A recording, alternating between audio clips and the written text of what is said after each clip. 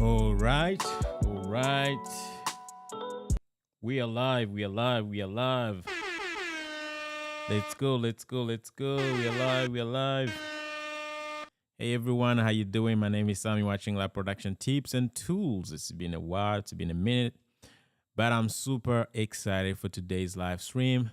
Seeing some people in the chat. We see Touch Media from Uganda. How are you doing?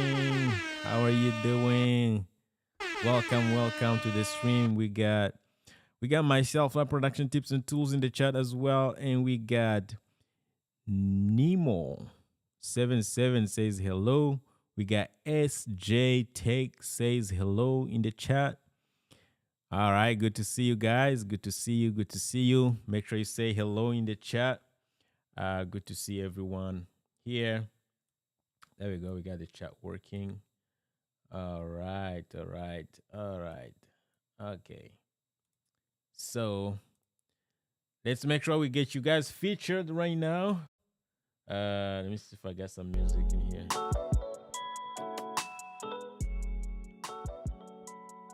There we go. So Nemo says hello in the chat. Good to see you, my man. SJ, good to see you. Touch Media says I'm good, bro. Good to see you, my man. Okay. How you doing, my man? Good to see you, brother. Says good morning, Sam. What's going on? What's going on, my brother? Good to see you. I'm super excited to be here. It's been a minute.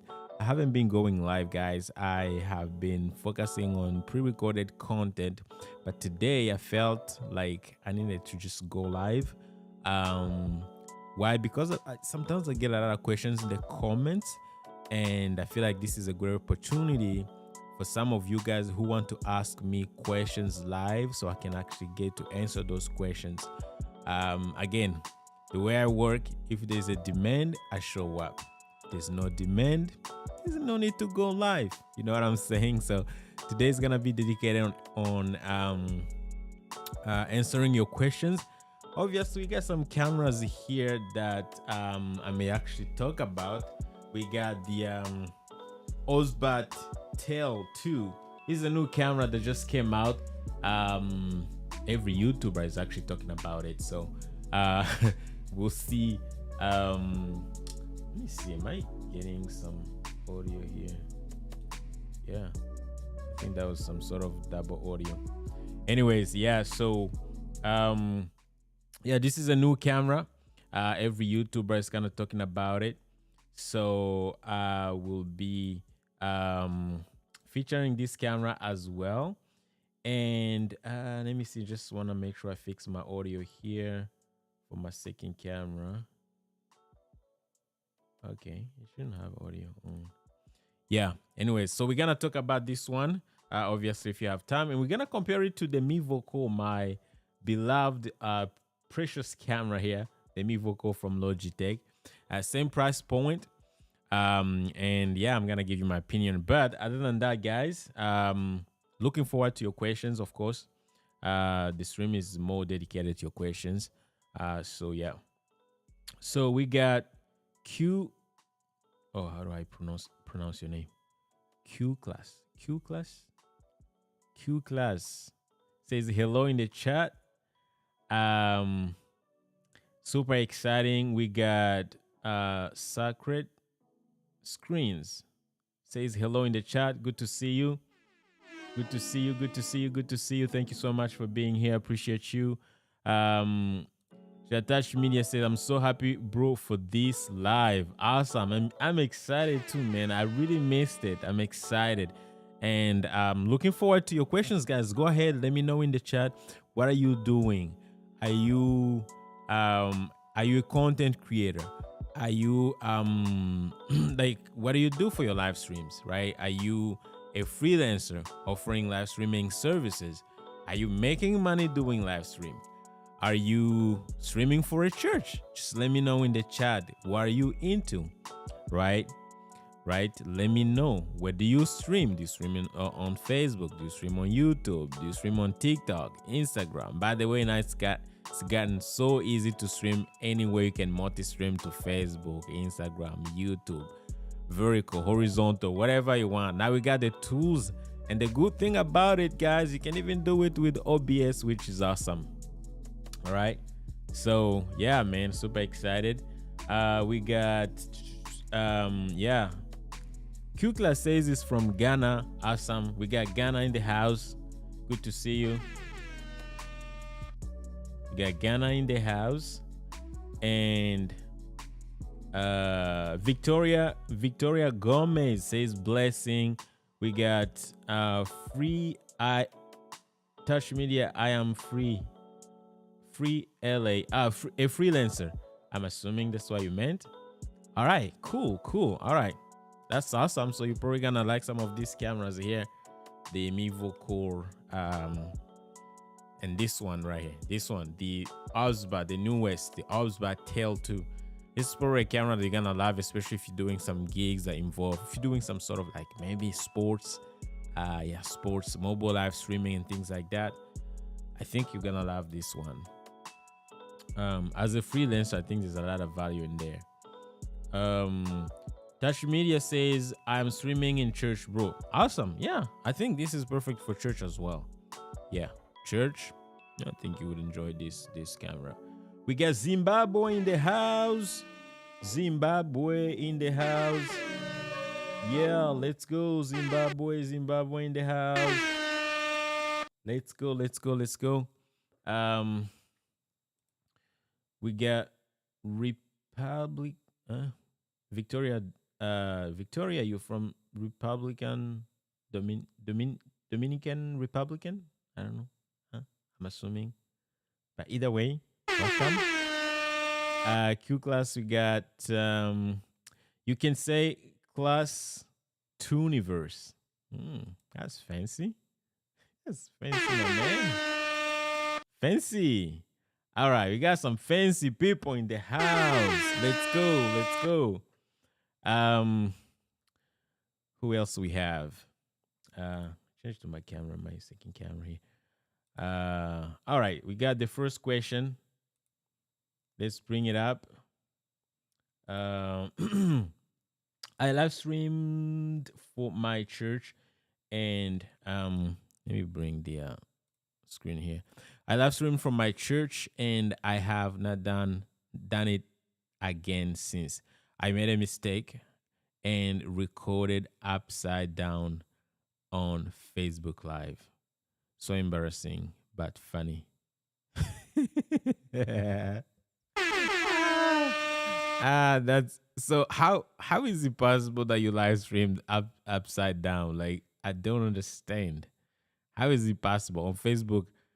Were you using like a PTZ camera or something? Yeah, I'm assuming like if you were using a PTZ camera, like for instance, if you use this camera and you mount it this way, yeah, I can see it maybe happening. Where you would record a live stream upside down. But yeah, that's kind of funny though, for sure.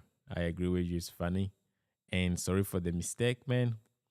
But again, that's the name of the game. You learn as you go, right? You learn as you go. So keep doing it. You get better. Don't worry. All right, guys. So let's talk about obviously, guys, drop some questions in the chat. That's why I'm doing this live stream, is to really just to make sure if you guys have questions.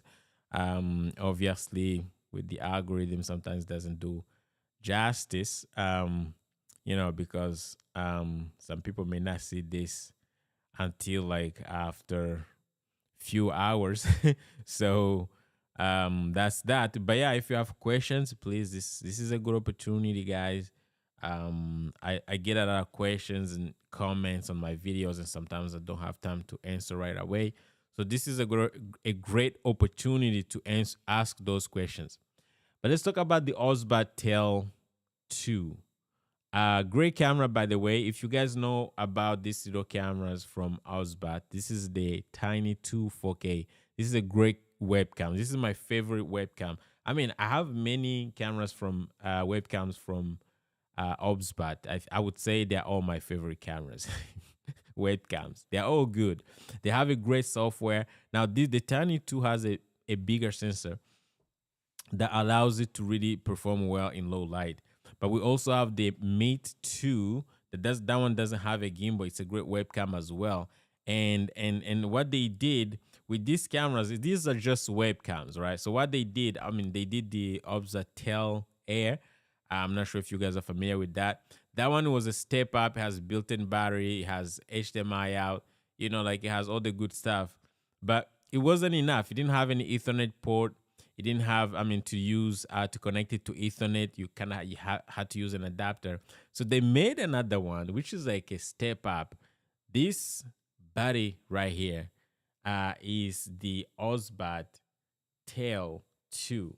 So this is like competing with like major brand, the ordinary PTZ cameras that we know. But on the top of that, guys, it's got that beautiful image from Osbat. Now the sensor is not super big, but I think it's 1/1.5 inch, which is not super huge. But with the technology they have and AI and everything, it makes it look really, really good, better than most PTZ cameras that I have actually reviewed before. Like, I'll tell you that. So I'm super excited about this camera. I've got a video about it already dropped, but it's got so many features that I couldn't cover everything in one video. Because if you look at the back here, guys, we got HDMI, full size HDMI out, so you don't need an adapter. We got SDI, if you use SDI. Some of you guys doing church production, this is awesome. We got Ethernet, guys, Ethernet port, so you can connect it directly to Ethernet. Plus, it's got PoE, which is power over Ethernet, which means you can connect it directly to Ethernet and be able to power it with the same cable, which is awesome. You got 2 USB Type-C, one for charging, another one for connecting to your computer as a webcam. So if you're a content creator, you want to connect it directly to your computer as a webcam, you can do it as well. And you got microphone in and line in. So if you want to connect audio directly, in fact, I think in my next stream, I'll probably try to stream directly from the camera, because that's something you can do. You can connect it, and let's say if you're outdoors, because it's got built-in battery, by the way, so you can take it anywhere. Outdoors, make sure it's connected to internet, obviously. You can connect it to Wi-Fi via Wi-Fi. You can control it with your cell phone, so you can preview the image and everything, and then be able to go live directly from the camera, which is awesome. So you can connect your microphone. You get an SDI slot to be able to record directly on the camera if you want to do that. I mean, it's like, I would say, sometimes I say like it's too many features actually. Sometimes it sounds like it's too many features, but it is what it is. It opens up a lot of opportunities for people depending on how you want to use it. Obviously, it's not cheap. It's over $1,000. So you invest in this camera, you want to make sure you use it to the maximum, right? If you're just a simple content creator with a studio like mine, you're probably not going to be able to benefit everything that you can get from this camera. But if someone who's like a freelancer doing events, church production, you need NDI. It's got NDI. It's got SDI. You need SDI connectivity or HDMI. You're gonna love it. It's got tracking, right? The famous tracking from Osbat, right? You got that. And on top of that, it's got what we call SRT. Most of you guys don't use SRT that much, but once you start using SRT, guys, it will change your life. SRT is beautiful. SRT, man, oh my God, it's amazing. All right, so yeah, all right, let's take a look at the chat. We got Gaming Everyday says hello, good to see you, Gaming. We got Touch Media Cell. Tell me about the Feel World L4 Bro. All right, so that's another thing, guys. Let me see if I can share my screen. The Feel World has some interesting switchers and cameras and everything, but I am not into I am not a Feel World guy. I don't know why. But we can take a look. I have never used it really. I never used Feel World, so if I was to give you my opinion, it would be probably I would be lying to you, you know. So it's probably better to I mean, I can just Google it and give you some insights, but it's probably better to go to YouTube and watch some reviews because that's something that I've never covered on my channel. So let's see. Fieldworld L4 video switcher. So it's probably this one you're looking for. I think there's a guy that covered it. Can't remember his name, but it's on YouTube. Just YouTube it, Google it. But it looks like a solid switcher. So if you can see from what I see, all right, again, I haven't used it, but it looks like a solid switcher, you know, because you got a huge screen here, which is awesome, right? So for previewing stuff, you got your camera input, HDMI, 1, 2, 3, 4 HDMI inputs. You got SDI, that is awesome. You got audio out, SDI. You even have like headphones. So this is an awesome. I think I've seen reviews about it. Again, I can't give you like a personal opinion. What I'm saying is just from what I see. This is definitely better than like something like the A10 Mini Pro and things like that. You got program out, SDI out, USB streaming. So if you want to send a signal as a camera, as a webcam to something like YouTube, which is awesome. You got Ethernet for connecting to internet. Yeah, I mean, it's a solid switcher. Like, again, guys, some of this stuff that we see, like, to be honest, technology now is better than it used to be back in the day. Back in my days, most of the things that we see on the market, they actually just work. You know, like, gear is no longer a problem. Like, this is a great switcher, and right now, let me see how much. How much is it? It's like $500, you know, 540. So this is a great switcher. I mean, I still use the A10 Mini Pro. The A10 Mini Pro is amazing. I still use it. It works. You can use it to stream to anything. You don't even need to have an LCD screen like if you're using a computer. But yeah, something like this would be awesome because you have a huge LCD screen in front of you. You can preview the cameras before they hit the computer. So you could do some tweaking, which is awesome. So yeah, I mean, it's good, man, from what I see. Now, I haven't tested it. I don't know how the firmware is. I don't know if you have any delay, latency issues and things like that. So I can't tell. I don't know how the audio processing is and everything. So you probably want to do some research, watch some reviews on YouTube. I've never been able to cover this switch, unfortunately. So yeah, but that's my take on it. So it can be more helpful. But yeah, it looks like a solid equipment, man. All right, so let's see. I thought you would have to turn the phone. Huh? I'm his Apple. Was that a question? I thought you would have to turn the phone. Oh, sorry. I don't know. I'm not sure I understand. Your videos are very, very educative. Yeah, I mean, I appreciate you. That's the goal. The goal is to make sure I give you value, guys. So that's what I'm trying to do. Thank you so much. So I'm glad that you're finding value, and yeah, and the videos are helpful. Touch Media says, bro, tell me about it. No. Yeah, I think I already answered that. How good is it? Again, I don't know if you meant the Fieldworld switcher. I would say from what I see, looks like something that's good. Is it necessary to buy Ulanzi video switcher if you are using OBS or vMix? All right. So, buying a video switcher, I'll tell you, like, look at this. Right now, I'm live streaming. This is my main camera, and it's not connected directly to OBS.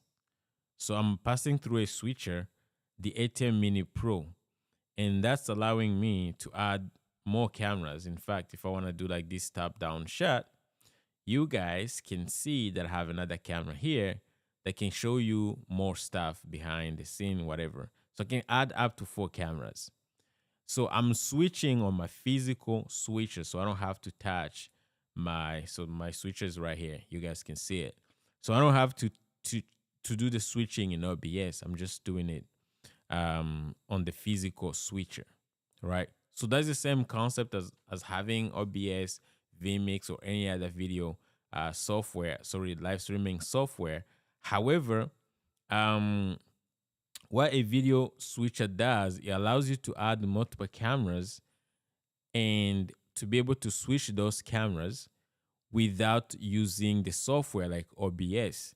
Because if I had to connect all the cameras directly to my computer, I'll need multiple capture cards. Now, this camera that you're watching right now is connected via a different capture card. That's why you see there's a little color shift.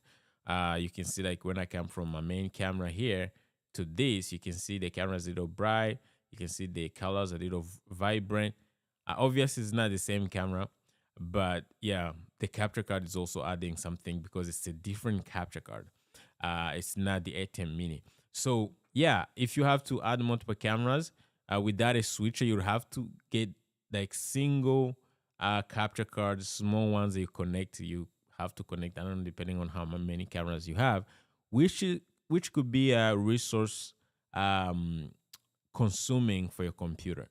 So in order to avoid that, you want to process the video, the switching in a video switcher, and then send the final switched video into something like OBS or vMix via USB. That's the best way. And that's gonna give you obviously it's not gonna put too much pressure on your computer. So it's a matter of choice, really. It's just it depends on how many cameras you have and how many how you want to run, like how powerful your computer is, obviously.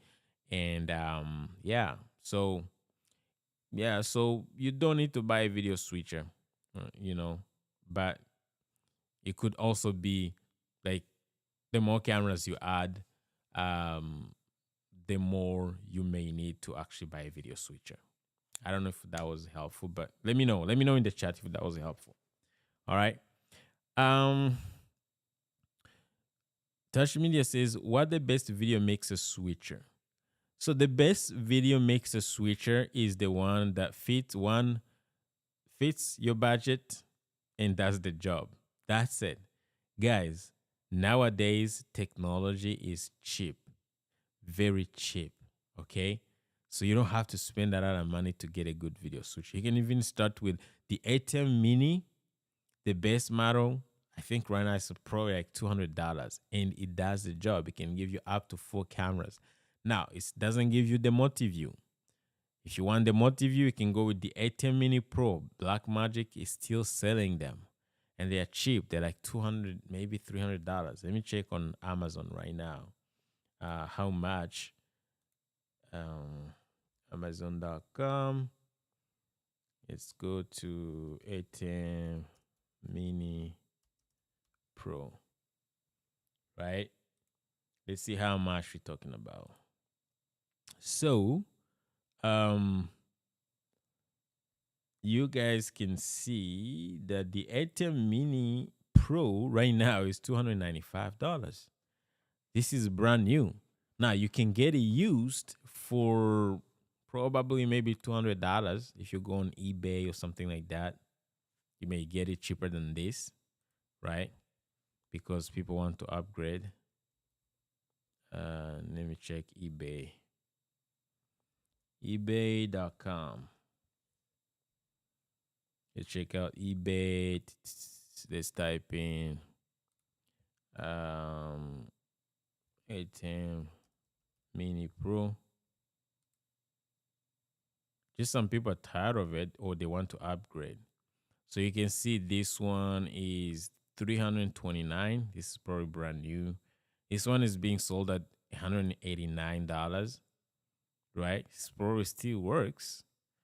It's under $230, right? $189, $230, $169. So like mine, I would probably sell it. Like if I was to sell it, I wouldn't mind selling it for like $200 because I've been using it for like maybe 4 years now. So like if I want to upgrade, I'm happy to set it. So like you can go use, you can buy brand new. That's like the cheapest right now, I would say. Now, if you need something like that doesn't have full HDMI inputs, maybe you need two HDMI inputs. There's some other options as well you can get, or three HDMI inputs you can look into.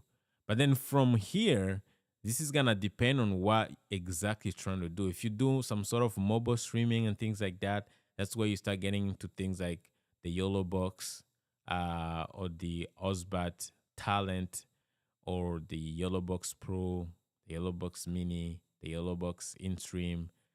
So many choices out there.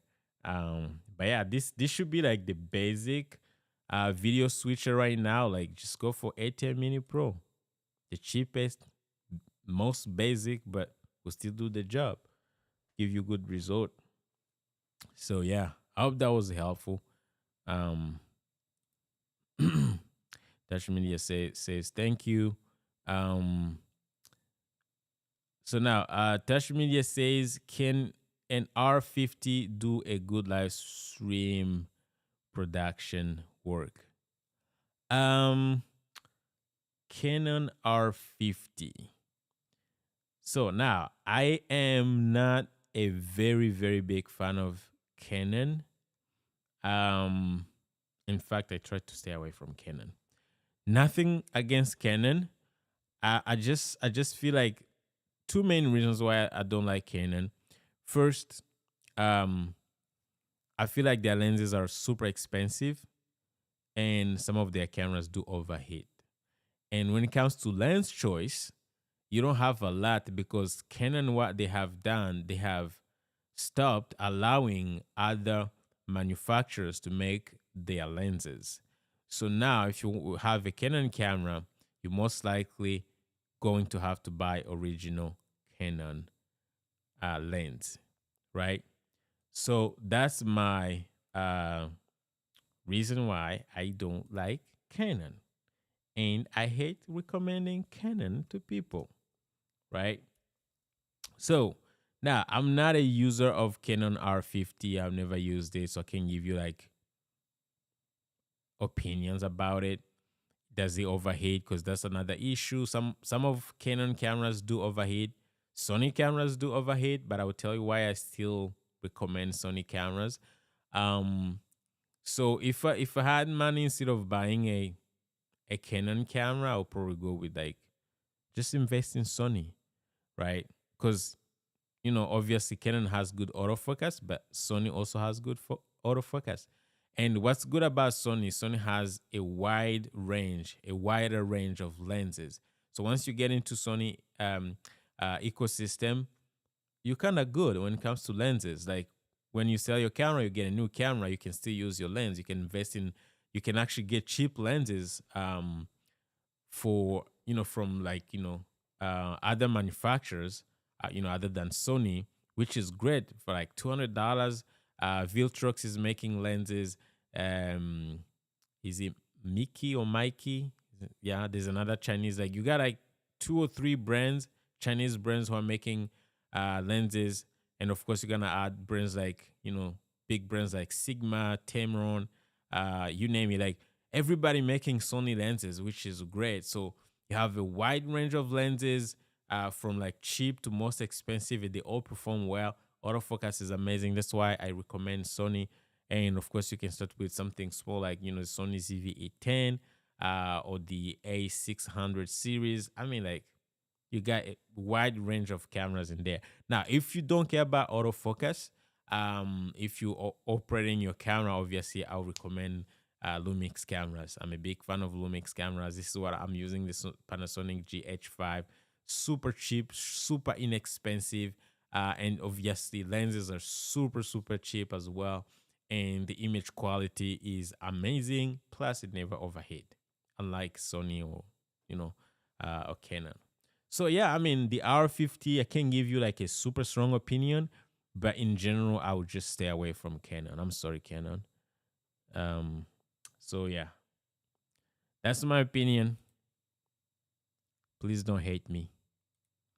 All right, we got Louis Simon Leroux. How you doing, my man?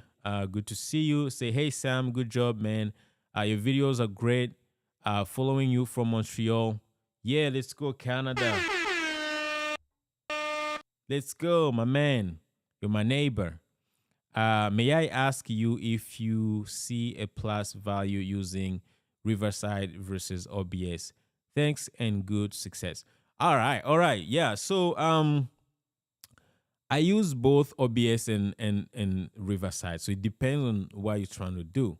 So if you're doing podcasting, yes, Riverside is going to be amazing, and that's how I use it right now. Currently, I actually have a paid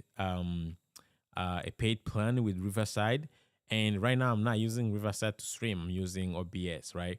So Riverside is great when it comes to podcasting. The reason why I use it, it's not because I hate Video Ninja. I'm a big fan of Video Ninja. When I do live streams, when I have guests on, always use Video Ninja. I love Video Ninja and OBS.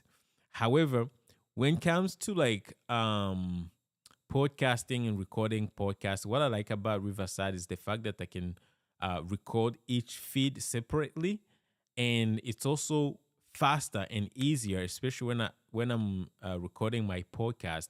Sometimes I have like high value guests. I'm not saying like some guests are low value, but high value guests in a way like they're super busy, like they're CEOs and they don't have much time. So if something goes wrong, or like I'm trying to set up Video Ninja and things like that in OBS, it may take me time. So I just want something that's like super reliable, super quick. I can just send a link. They get it. The first time I have a conversation, they have an email with that link. They join. When they join, they show up in the studio. I hit record. When I hit record, Riverside is gonna ISO record my audio. It's gonna ISO record my guest audio separately. It's gonna ISO record their video, and it's gonna record my video. So at the end of the recording, it's going. What's good about Riverside is actually recording on their machine. So it's recording like a clean feed. Even if let's the internet connection was bad, it's not going to affect the call. It's not going to affect the recording quality because it's recording locally on their computer, and it's recording my feed locally on my computer, and it's uploading as we speak. By the time we're done with the show, it's going to upload a super high quality of audio and video from the guests, and it's going to upload that into my studio. So that's why I love Riverside FM. It's just the ability to be able to record everything. And for when it comes to podcasting, I think it's a good solution, guys. I recommend it 100%. Now, I wouldn't tell you to replace to replace OBS with Riverside. I think that would be a mistake. I think OBS has its place, and then Riverside has its place as well. I don't think Riverside, as much as it's good, it can do live stream, and it can do things like screen share, and it can do obviously the recording part. I think if you were comfortable and you had the time to learn OBS, I would recommend you use Riverside for recording your podcast and things like that, and use OBS for recording content. If you're a content creator, for live streaming, for things like multi-streaming and things like that. So that's how I use it. That's how I use both. So it just depends on what you're trying to do, and how much time you have, right? So yeah. So podcasting, Riverside, 100%. I pay for it, so yeah, it's worth it. All right. Toonie Verse says, sir, please, how much is the ATEM Mini Pro that you spoke of? I just showed it, guys, so I hope you saw it on screen. It was around 200 and something. Let me see. I think I'm hoping you saw it, but I can show you again. So it should be the 8. So if you buy used, you can even get it for under $200. Okay, under $200 USD. If you get it used, you can see this is ebay.com, right? There's even one for like 169. 200, around 200, 220, 260, right? 300. Now, if you buy it brand new on Amazon, right now it's 295. Black Magic. This is from directly from Black Magic. All right. So you can see this is a solid switcher, guys. Right? It doesn't have like all the cool stuff like like LCD screens and things like that, but it does the job. So this directly from Black Magic Design, $295.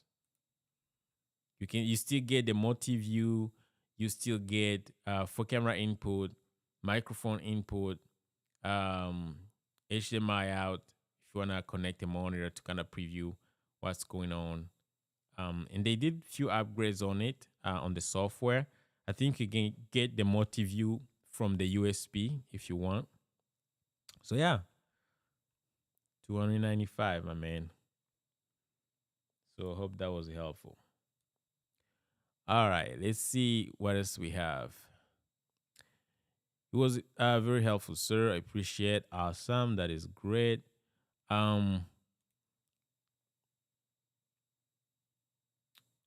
Touch Media says, what camera can do a live streaming? All right. My man, Touch Media. That's a very good question. So, starting from your phone, you can live stream with your phone, okay? With just a phone, you can go live. You can just go to the YouTube app and then use your phone to go live. Or you can use OBS and use your phone as a camera. By the way, I have a lot of videos about that on the channel and be able to go live. Okay? That's possible.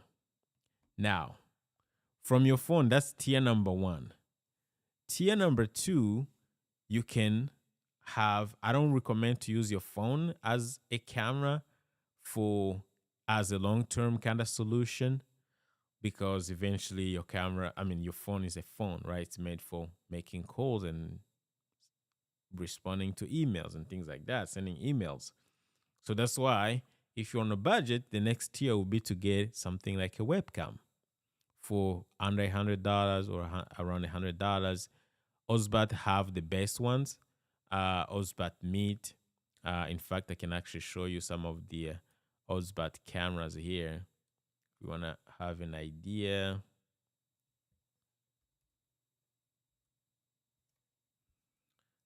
Osbat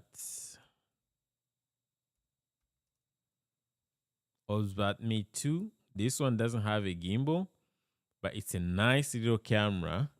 I even have it here. And as you can see, it's $129. All right. This is the 4K version. This is the newest version. And this is the older version. This is the Osbat. Sorry, this is not actually older. This is new. This is the Osbat SE. This is full HD version. So this doesn't have 4K. As you can see, it's only $69. It's like $70. And these cameras, they do perform well, extremely well. Now, what happens sometimes when they have two versions? The 4K one has a bigger sensor. I'm not sure if this one has the same sensor. Yeah, you can see this one. This one is 1/2.8. So the SE has a smaller sensor, and then the 4K one has a bigger sensor. Again, you're gonna see the difference. The image quality is gonna be slightly different, right? So that's like the tier number 2. Now, tier number 3, that's where you get into actual cameras, something like the Sony ZV-E10, the A60, Sony A600 series, right? Sony ZV-E10 now. It's like, actually, before you get to ZV-E10, you can even go through like this, like the ZV-1 from Sony. Again, this is if you are a creator, right? We're talking about creators. We're not talking about things like churches or freelancing, okay?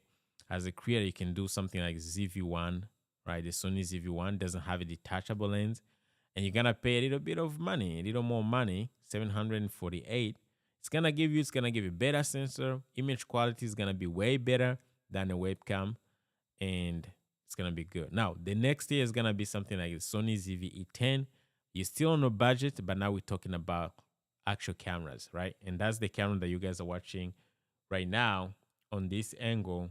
That's the Sony ZV-E10. This is what I'm using here. All right. Again, this is a great camera, guys. Like, it's got great autofocus. Like if I can show you right now, see how fast it just grabs the autofocus. Look at that.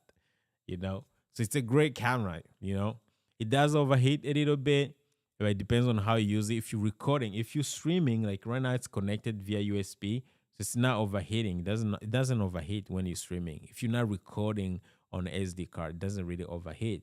But when you record on SD card, that's where it start actually overheating. So that's like tier number number two, number three kind of thing. Yeah. So with this, you can buy now detachable. I mean, it's a detachable lens camera, so you can buy your own lenses on the side, and then you can buy like a bigger, smaller, better aperture, what we call aperture, where it's gonna give you like a blurry background, so you guys can see when I switch to this camera. If I get closer or I put like something in front of it, you can see not only got this great autofocus, but it also makes my background a little blurry, right? So that's the beauty of the camera, right? It's just the ability to give you what we call depth of field. That's gonna give you really nice image, nice cinematic. Now from there, you can go with other cameras like something like this Panasonic GH5. I still use it. If you're like a freelancer, this is gonna be a great value. But you have like things like Panasonic G7, Lumix G7 or G85. That would be even like cheaper, right? I don't know how much they sell it, but you can see, yeah, it's around $500 plus the lens. What happens with this mirrorless cameras is like you have to buy the body plus the lens. And then also you can go to things like Panasonic GH5. This is more advanced if you're doing like freelancing, you do a little bit of video work. You can also do like the Lumix S5 Mark II, just came out for $1,500. This is a great camera. Panasonic worked on it. They improved the autofocus now, but it's just, this is a full frame camera. Now, these cameras are great for live streaming, but the thing is like they also have features for like video filmmaking. So some of the features they have built into the camera, you may end up not using those features depending on what you want to do with the camera. But these are like great cameras. Again, Sony FX30. That's another great camera, right? If you want to stay with Sony FX30, that's another top tier camera that's still relatively not expensive. Sony FX30, great camera, 1700, 1800. Obviously, it's a full frame camera now, and we're talking about you need to add the lens, of course, and things like that. So yeah, it gets expensive. But I'm just giving you options. Start creating content, going live. You can start with just your phone and then upgrade as you get richer. All right. So hopefully that was helpful. Again, feel free to let me know if you have more questions. We got my man Aaron. Aaron says, "How you doing? Hey, my friend, how is everything? Good to see you, Aaron. Good to see you. It's been a while. Hey, guys, if you are in church production, you want to make sure you get in touch with Aaron. Aaron is amazing, especially if you use PTZ cameras. Hey, Aaron, you want to check out this? I hope you saw my video on this camera right here, the Osbat Tail 2. You want to make sure you check it out. It's great. It's a great PTZ camera. The only problem is going to be the zoom. It only has ×5 optical zoom, so it's not going to be able to give you that wide range of zoom. But other than that, it's probably going to beat most of your AVCAN's PTZ cameras. So check it out for sure. Make sure you check it out. All right, we got Promise in the house. Promise. How are you doing, Promise? How you doing? How you doing? Good to see you. Promise says, I started my Twitch a week ago and now I'm already qualified. Yeah, yeah, let's go. Let's go. I love that. I love that. I love that. That's awesome. That's awesome. You qualified for affiliate. Wow. Now, I personally don't stream on Twitch, but being qualified for affiliate, I think it's a big deal if you're streaming on Twitch. So that is awesome. That is awesome. Super proud, super proud, super proud, promise. Good job. Good job. But I get more views on Kick. Should I sign or no? Should I sign or no? Oh, okay. So, like to be honest, I don't stream on Kick, and I don't stream on what is it, Twitch either. So I'm probably not the best person to give you advice on this. However, what I would tell you, like a general advice. So I'm assuming Twitch won't allow you to to sign a contract with them and be with Kick at the same time. That's what I'm assuming. So I mean, usually more views doesn't mean more money. Okay, so just look at like what are you after? Are you after the money? I mean, obviously, we all want money, but what's more important to you? Is it money or is it like the audience? Now, which platform has more opportunity between Twitch and Kick? I know Kick is new. So look at long term. Don't just look at right now. Look at long term, 5 years, 3 years from now. Where do you think you're gonna be able to monetize and build a better, healthy community? Is it Twitch or Kick? Because you may be getting views on Kick, but they may be meaningless. I mean, meaningless meanings like people are just watching and just go. They don't stick around. You're not able to build a community. They don't come back, right? But if you're building genuine, real connections with people, then I would say go where you're getting more audience, because as long as you have an audience, you could actually get to monetize your audience. You can build communities. You can have like you can get to work with brands, because brands like when you have an audience. All right, so look at where you're getting the most opportunities, not just views, but like monetization. Because even you can get monetized on Twitch, and look at the money that you're making. Like, if I'm being honest, like the AdSense that we make on YouTube is probably not a lot, right? Most people, I mean, most creators will make money from like brand deals. They pay better, or building like communities, coaching programs, and things like that. So if you have a community that's more like into you, you get to interact. You can create digital products. Like myself, I have a digital store where I sell overlays to you guys, right? People who watch my videos and they want professionally designed overlays for having guests on and things like that. I have a store so you guys can get to buy from me, right? Because I'm able to build a community. So we even right now we are interacting. I'm answering your questions. So you probably, if I show you something that will help you improve the quality of your live stream, I'm sure you're gonna buy it, right? So that's the beauty of building a community, right? Not just looking at just getting monetized. So yeah, for sure, look at those two things. Again, I'm probably not the best person to give you advice, but I'll say if like you're trying to decide between the two, just look at what's gonna give you um better opportunities long term. All right. So yeah. Now if you want me to look into your situation like on a personal level, just let me know. Just send me a quick email, and I'll be happy to just give you some advice. Right. I hope that was helpful. All right, we got my man Darius O'Kane says, I have the Meet and the Tiny 2 Lite. The quality is excellent on both. You can integrate camera functions with the Stream Deck. Absolutely, man. Absolutely. I'm a big fan of Osbat. Again, I'm not a big fan of small sensor cameras in general, because I hate when I see noise in the picture. But these guys, they have been able to build small, tiny cameras and webcams with a lot of technology baked into them. And they actually managed to get a beautiful picture out of the cameras. It's insane. So yeah, I agree with you 100%.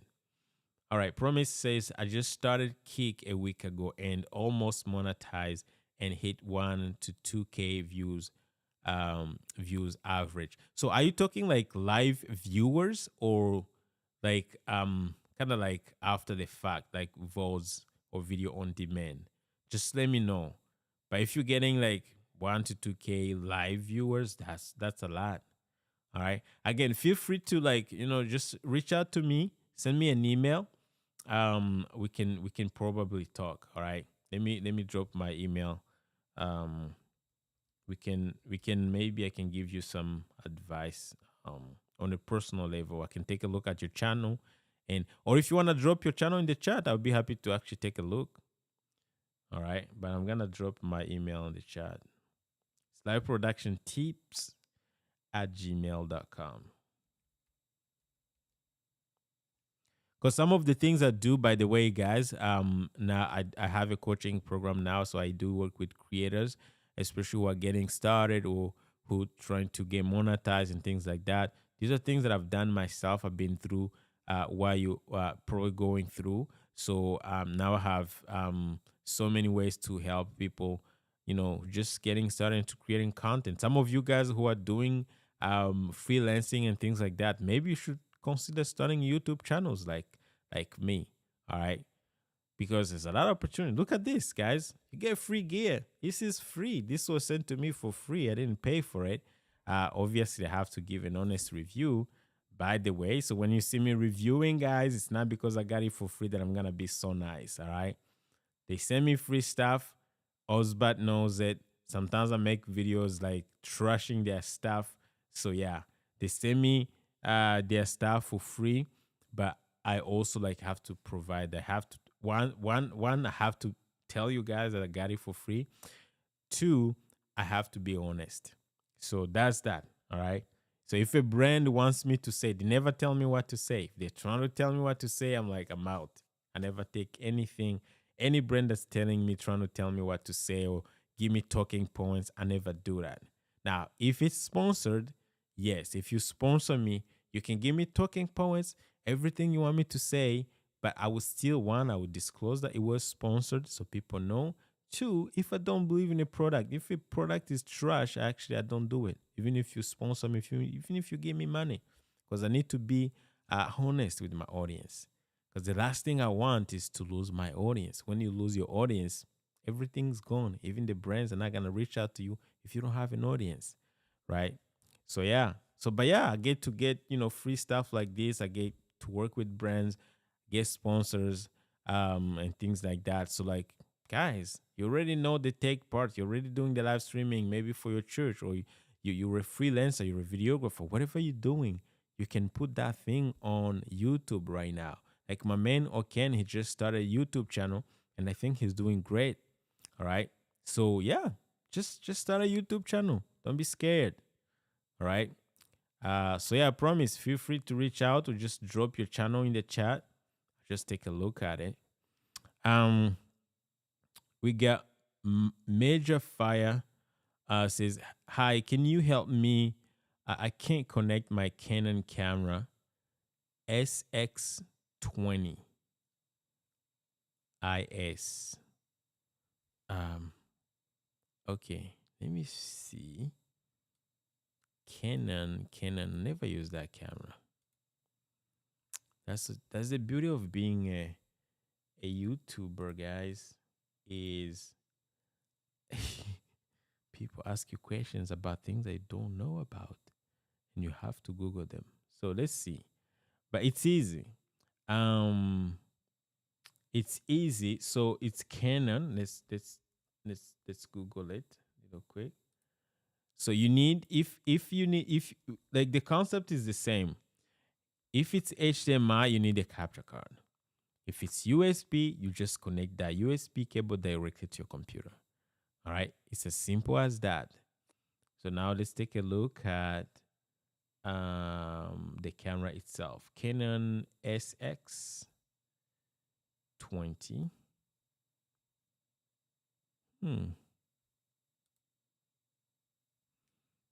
Okay, this looks like an old camera. Yeah. So this looks like an old camera. I'm not sure this camera has a an HDMI out.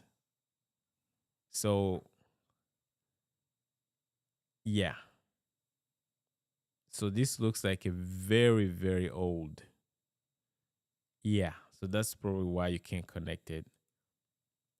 These are cameras that were made before live streaming was a thing, and they were made just for like photography, basic photography, and a little bit of video production. I mean, video recording. But I'm assuming, again, without going too far into it, I'm assuming the camera doesn't, even if it has HDMI out, it's probably HDMI out to just be able to preview pictures on a big screen and things like that.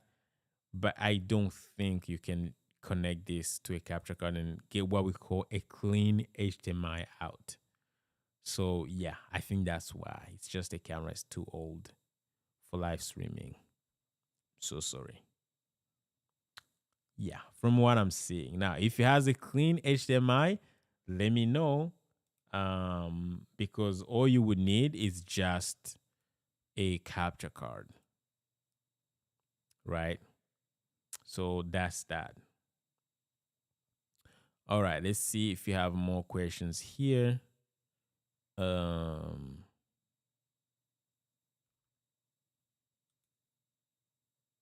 Yeah, Major Fire says for streaming. Yeah. Yeah, unfortunately for streaming, it's not gonna work. I don't think it's gonna work. Yeah, I'm sorry. It's an older. Now, if you need some recommendation, let me know. I can just, depending on your budget, just type in your budget in the chat. I'll be able to recommend you a camera you can use for live streaming. You can even use your phone. By the way, you can use your phone. If you don't have any money, you have a phone, Android or iPhone, it doesn't matter. You can use that as a camera. It's gonna give you good image. All right, we got Martin. You see Martin? Joseph. It says, I've been following YouTube. I've been following your tutorials. Much respect. Thank you, man. I appreciate that. I've learned a lot. Thank you. My skills are improving every day. That's what I want. Thank you so much. Thank you so much. I appreciate you. Thank you. All right. Promise says, yep, got it. Thank you, brother. Appreciate you, Promise. All right. That's the email if you want to reach out to me. Themo. I hope I got your name right. No, Therno. Sorry, man. I'm so sorry. But I love you, brother. If you're a brother, I can't even see your picture. I don't know if you're a brother or sister, but either way, I love you. Says I want help from Brew. I guess me. My HDMI of my laptop is not working. I don't know how I can help you, man. Like I have to physically see it. I don't know what's wrong. So if it's not working, it's broken. You need to go see a technician somewhere, a local technician. Just take a look at it. I don't know how I can help. If it has worked before and now it's not working, it's probably broken. So you need to see a local technician to be able to help you, man. Because I don't think I can help you like remotely. I don't know. I don't know if I'm able to help. I'm sorry. Darius says, listen to Sam. I have new content coming, man. Yeah. Hey, Darius, just go ahead and drop your channel, man, in the chat. Would love to check you out. But yeah, this dude is doing it. He's doing the work. He has started a YouTube channel, guys. I'm telling you, if you're making some sort of content, producing content on YouTube, you want to make sure you actually start a YouTube channel. It's a lot of opportunity here. All the gear, all the stuff that you guys want to buy right now, brands can send this stuff to you for free. So you don't have to starve for gear. There's free gear to be given. All right, there's free gear to the microphones, cameras, everything, guys, for free. Plus, they will pay you. They will give you free gear and they will pay you to talk about their stuff. Huh? Isn't that awesome, guys? Just start YouTube channels. What are you waiting for? You got the skills. You got everything you need. All right. Anytime I stream OBS to Facebook, it don't give me a good performing. All right, so you need to tell me exactly what's wrong. What do you mean by a good performing? That's a good question, by the way. So you're probably having, it could be many things. It could be if the picture looks a little laggy. It could be because maybe your settings, your OBS settings are not right, or your internet connection is not good. If your internet connection is not good and your settings are good, it doesn't matter, because OBS and Facebook, they need your internet connection, your internet bandwidth to be able to upload that video, to be able to give you a good quality stream, all right, a smooth stream. So yeah, you need that for sure. You need a good internet connection. You need good Facebook OBS settings, and you need, your camera needs to be looking good, your lighting, your microphone, everything else, before you even send that to OBS. Like, you guys can see how my camera, my image looks good. I got good lighting, the background looks good. It's so now, like, good microphone, good sound. I send that to OBS. OBS is gonna do the encoding. I make sure the settings are good before I can send that to YouTube. But also, I want to make sure my my internet connection is good, right? So once you have all that and you respect the platform settings for streaming, you should get good quality live stream. That's how it works. So yeah. Major Fire says, I have video capture card, but it doesn't connect. Yeah, that's what I'm thinking. Like, I think, I think I already mentioned it. Your camera is too old. So it's probably not sending anything to the capture card. Or it's probably sending something that the capture card cannot even understand. So try with a different camera, right? A camera that has a clean HDMI. So wherever you buy the camera, just go ask them that you want a camera that has clean HDMI. Now, if you want recommendations, let me know. I can, depending on your budget, I can give you some recommendations, or you can start with your phone. Okay.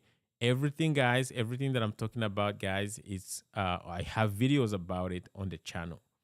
So you can go ahead and check out those videos for sure. And again, feel free, send me an email, send me a DM on Instagram, send me a DM on Facebook, send me a DM, an email, or just leave a comment on some of my videos. I'm always happy to help you and point you in the right direction when it comes to to recommending and suggesting the right gear. All right. So yeah. So that's that, guys.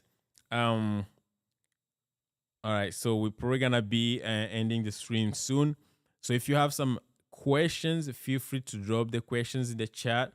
But before we close, guys, I wanted to, because some of you guys, I don't know, any of you guys have tried the Mevo Core from Logitech? Because this camera too is an amazing camera. It doesn't rotate. It's not like a PTZ camera or anything. But I thought it would be a good idea to actually compare it to the Osbat Tail 2. Why? Because the price point is actually close. Believe it or not. If I can show you a little quick. So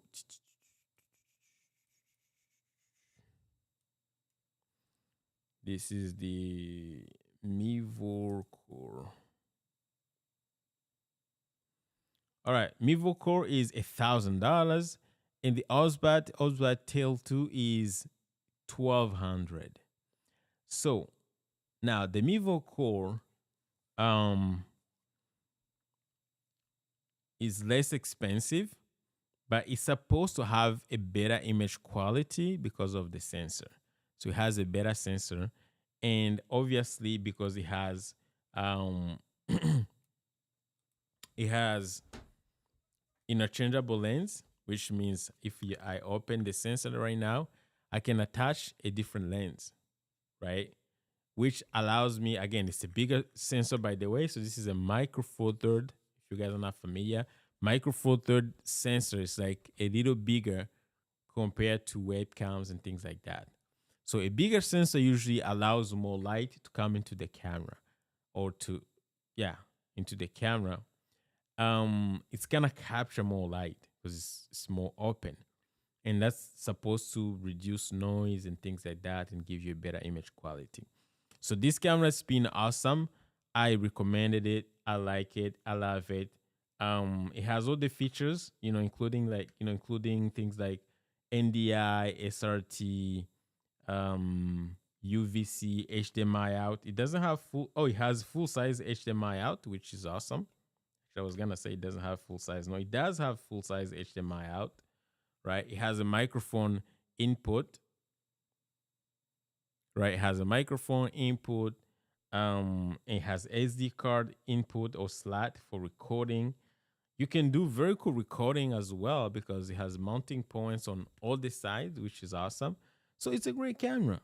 It's a lovely camera. Now, the only difference, obviously, if you need some things like rotating, because this one does rotate the lens if you want to do very cool content, but also it gives you the tracking thing, like, gesture control tracking. This one doesn't do it. The Mevo Core doesn't do that. All right. So it's not a PTZ camera. Let's call it that way. So, but other than that, I think if you're not looking for those features, like, oh, the autofocus too, it's not good. It actually doesn't have autofocus at all. So, and it doesn't have an Ethernet port. So if you're looking for, you're not looking for those features, I think the Mevo Core is amazing. If you're not looking for things like tracking and optical zoom is not a big deal because you can have a lens that zooms. If you're not looking for autofocus, you're not looking for an Ethernet port, you can still connect the Mevo Core to internet using the adapter, USB to Ethernet adapter. You have NDI, but yeah, I mean, you also don't have like SDI on the back. All the PTZ capabilities, obviously, you don't have that. So if that's not something that you need, then the Mevo Core is cheaper, but it's not that cheap though because you still need to invest in lenses. So if you have to invest in lenses, yeah, definitely it may become a little more expensive, but more lenses you buy or better lenses you buy, the better the image quality is going to be. All right. So that's that. You can get depth of field, blurry background easily with this one, which is super cinematic. But this one, it's going to be tough to get depth of field on it, right? Because it's only one lens that's built into the camera, and that's why you're not getting any other lens. So that's that. I would say, like, if I had to compare both these two cameras, I would say it would depend on your use case scenario. I think they're all great. Price point almost the same, and yeah, they're lovely. So there's a camera that's coming out that I'm looking forward to from what is it called?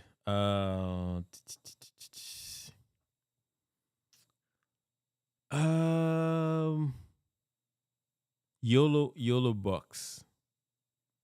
Oh, in fact, before we end the stream, actually, let me take a look at it. I think I have a video from this guy. What's his name? Photo Joseph. I don't know when this camera is gonna start selling, but it's called YOLO Cam. Let's go to Photo Joseph. Have you guys heard about a new software called Meld? That's supposed to replace OBS. Let me know if you heard about that software in the chat. It's called Meld,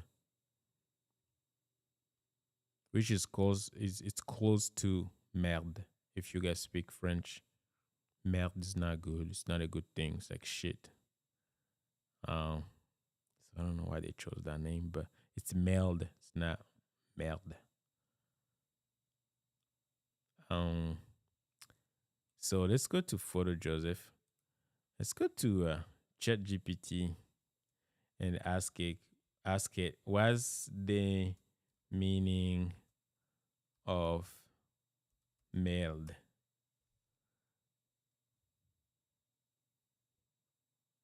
All right, so the word meld means to blend or combine two or more things together. It's like blending, especially in a way that creates something new or unified. Okay, that's good. So that's the name of meld.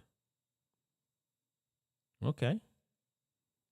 She melded traditional and modern styles in her design. That's not a bad name. That's so, but it says what is merde in French?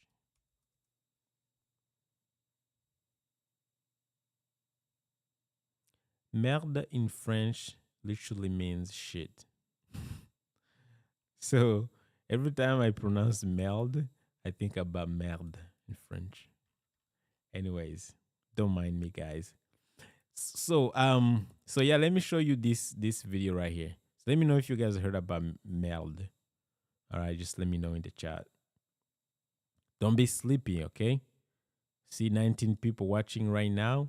So please tell me, have you heard about meld software? If you can hear me, obviously. So where is it? Let's go to videos and go to Nayolo Extreme. This camera right here.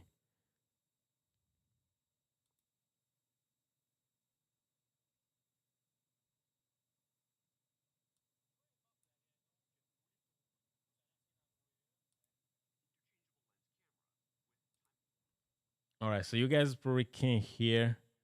Let me see if I can add a new source here, so you guys can hear what's happening here on YouTube. Audio inputs. No, application audio. Let's say YT. And yeah, that looks good. Time-of-flight virtually instant autofocus and AI-driven exposure enhancement that can operate 24/7 without overheating. And it's from YOLO Live. This is quite possibly the world's most advanced webcam. Although calling it a webcam is a bit of a disservice because what it really is a plug-and-play 4K 60p micro four thirds interchangeable lens camera with time-of-flight virtually instant autofocus and AI-driven exposure enhancement that can operate 24/7 without overheating. And it's from YOLO Live, the company that brought us the YOLO Box, the all-in-one live streaming camera switching solution. Yeah, so guys, I'm excited about this thing. I don't know, like they have been teasing it for years. I think it was last year or the year before they teased something called the YOLO.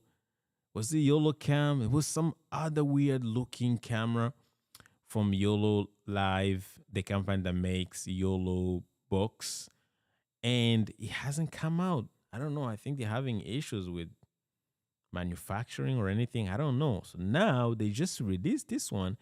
Even this one, I don't think they're selling it already. They got this guy to review it, Joseph, Photo Joseph, and it just looks amazing. I love it. I love the idea. I love the fact that it's like a webcam. It's basically the same concept as the Mivo Core. It's got a bigger sensor, interchangeable lens, and on the top of that, it's got good autofocus because that's another issue. The Mivo Core doesn't have a really good autofocus. I mean, it doesn't even have autofocus unless they have done some upgrades. So I just I'm just waiting for this camera to come out. You know, I'm super excited about it. The autofocus on it, I just saw some tests and it's just, oh my god, it's just amazing. So this is a camera that I'm looking forward to.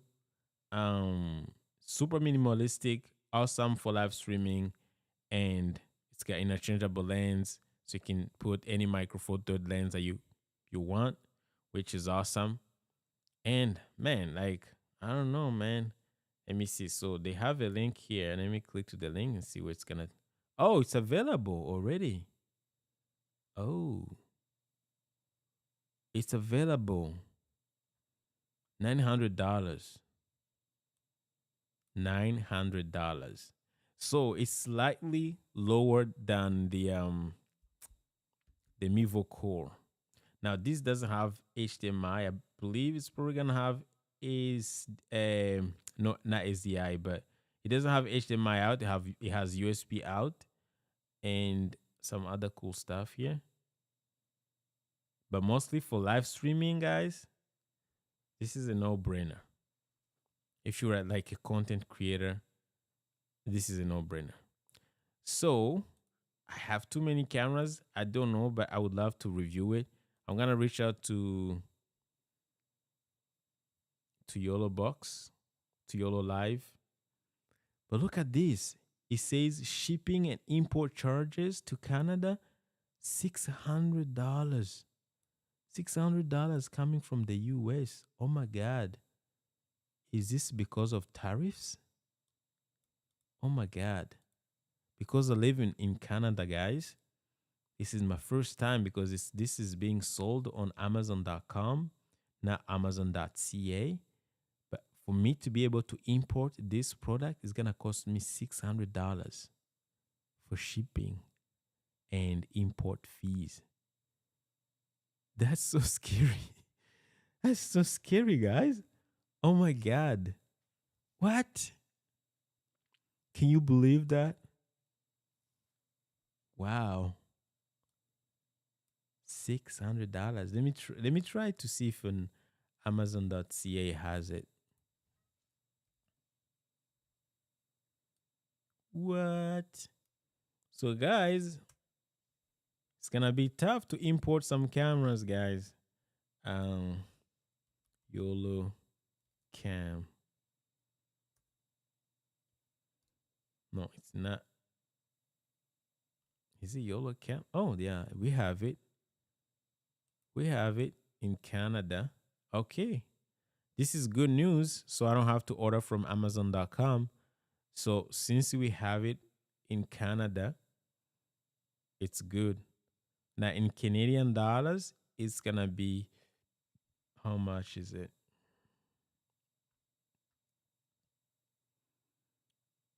Let's see, buying options.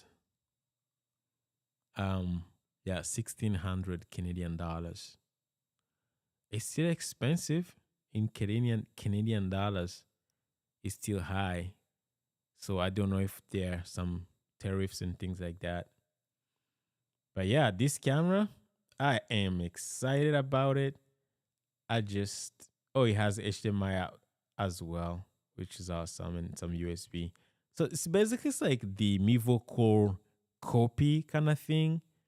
And what they did is they added, you can do vertical and horizontal, which is great, and it has a great autofocus.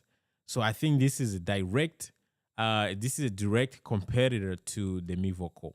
That's for sure. Now I don't know if it has things like SRT because the Mivo Core has NDI and SRT, and that's a game changer. So I think I'll be down to comparing these two cameras, the Mivo Core and the YOLO Cam S7. But it's exciting for sure, for sure. Yeah. So let me see what you guys are saying in the chat.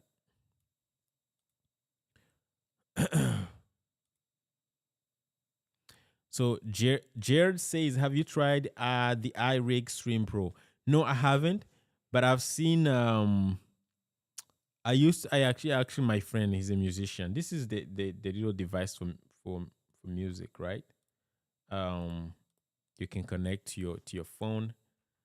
Um, my friend used to have it in his studio, and I would kind of play with it. iRig Stream Pro. So if you have a phone, I think this is a great device. You can try it and let me know how you like it. My friend used to use it and stream some music online, and it was awesome. So, iRig Stream Pro. Yeah, it's a great device, man. I never use it personally because I'm not a musician, but if you're a musician, you can try it. You know, it has great reviews on Amazon and everything. And again, my friend used to use it. That we He was my close friend, so sometimes I even like made videos for him and everything, and it was working fine. So I think it was actually even the previous version of iRig. So yeah, I'll probably buy one actually to test because I've got some videos on how to live stream using your phone, and most people always ask me how to manage audio. So I think iRig is one of the solutions, and I think I'll be down to actually purchasing one iRig device so that I can get audio directly. So like if you're a musician or you're doing some sort of church production and you don't have money to invest in an actual um computer and you just want to use your phone, but you want to be able to take advantage of the fact that you have a mixer, you have good sound, you have instruments, guitars, and all the good stuff, you can connect from your mixer into the iRig, and then iRig send that into your phone. So instead of using your phone's microphone, you can use the audio coming from your soundboard or your sound mixer. So that's the beauty of iRig. All right, Aaron says that camera will be good for a band shot, not for a main shot. I agree with you. Need something with at least 20 optical zoom. Yeah, I really said it. Like I think Osbat, if they want to compete with the PTZ camera world, at least they should think about upgrading the upgrading um the zoom range, right? So get it to at least 20. 20 is like the standard. Most people using PTZ cameras, they want to have it a little far away from the main like, the main scene. So 20, if they can keep everything, all the features they have in this camera and upgrade the zoom range to 20x optical, I think they're going to beat all the PTZ cameras that I've seen on market, including the even like the high end ones. Sony and not Sony. Sony, yeah, even Sony, some Sony PTZ cameras, Canon PTZ cameras, Panasonic. I've reviewed some a Panasonic, yeah, actually I think two Panasonic PTZ cameras. I mean, they are okay. They're made by Panasonic. The material is fantastic, but the image is not wow because the sensor is tiny. Tiny sensor, image quality is going to suffer. But this little tiny camera here by Osbad, they managed to improve the quality of the image even in low light. The darks are really like it does perform well even like in low light. It's not noisy. Again, they have a small sensor like all the other cameras, but they have a way to process that noise in a way that it looks really good. So yeah, so we got what's the best low budget vlogging camera for one to stream while traveling? Ah, that's a good question, my man. The Tech tubers. The Tech tubers. All right, I got you. So the best one that I would recommend, obviously, the Sony ZV-E10 is great. All right, but I feel like you probably don't need the Sony ZV-E10. So let me go ahead and share my screen here. So let's check out Sony ZV-E10.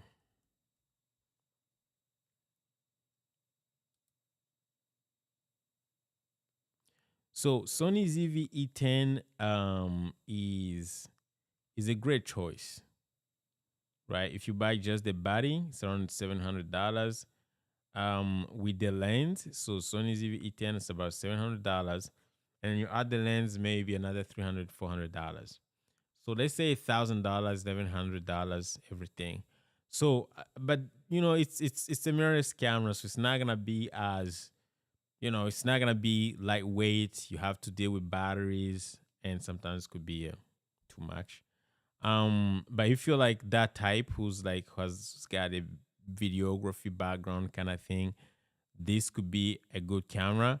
However, another camera that I will actually consider, I will encourage you to check out is the DJI Osmo Pocket 3. This is your perfect vlogging camera. Perfect. DJI Osmo Pocket 3. Buy the creator combo. Maybe I would get the smaller DJI microphones with that. DJI just came out with small microphones, not the huge ones they had before. With that and a good DJI microphone, like wireless microphone, you are good to go. Don't buy this one, like the big one here. It's not good. The previous version, not good. All right. So yeah, this is my number one recommendation. All right. Now from this one, if it's not your thing, if you're on a budget, because obviously it's not cheap, you can go with some of the like the action camera style, like the action camera DJI. What is it called? GoPro or Osmo Action 5. Right, it's not cheap. You can try something like a GoPro. A GoPro is not gonna be super wow. It's not sexy for vlogging. Good for action, but even this like DJI Osmo Action 5 just came out. As you can see, it's $500. This could be good for vlogging as well. Got great autofocus, and it just does like usually these vlogging cameras have what we call like auto exposure, so they can expose easily, adapt to different environment, and give you a good image quality. So that's why you're looking for when you're buying a vlogging camera, because you don't have time to keep adjusting settings. You're getting indoors and then it's darker, and then you get outdoors and it's bright. You want the camera every time you change the scenario to be able to adapt to that and actually keep a consistent look. And that's why you're looking for into a vlogging camera. So all these action cameras like DJI Osmo Action 5, GoPro, not bad. And but the DJI Osmo Pocket 3 is like your number one. I would say top number one recommendation for vlogging. That would be the one that I would recommend you 100%. So yeah, hope that was helpful. All right. So Aaron says add a SDI out. So yeah, it has SDI out already, so you don't need they have actually done that already, right? So you can see it's right there. You need to go out. You need to go check my my review video. It already has SDI out, so that's not a problem. They got everything right. They got SRT. Some PT's cameras don't even have SRT, so. Jared says yes. The Tech Tuber says thank you. I'll try them. Absolutely, man. Absolutely. Go ahead and check them out. All right. So, guys, nobody knows about Meld. Nobody told me in the chat. Nobody's talking about Meld, because that's a new software that's saying. I mean, they're claiming. It's not they are claiming they want to replace OBS, but just some YouTubers who are suggesting that it could replace OBS. So, including this guy right here. You guys know Senpai Gaming, Harris. So he made a video. Let me show you what we got. So this guy made a video saying that he switched. I don't believe him that he did. I don't believe he switched from OBS to Meld, and I don't believe him. Here's the video. It got 153K views. That was a month ago. It says, I switched from OBS to Meld Studio. You probably should too. I don't believe he switched, right? Okay. Rule number one. You never saw me like this, even though I still... You decide what you wanted to show. Okay. Rule number one. You never saw me like this, even Why would anyone even consider replacing OBS? Is the first question I asked when I jumped on a call with the Meld team. OBS is free, it's super powerful, it's backed by Twitch and YouTube, and everybody uses it. So they walked me through their software.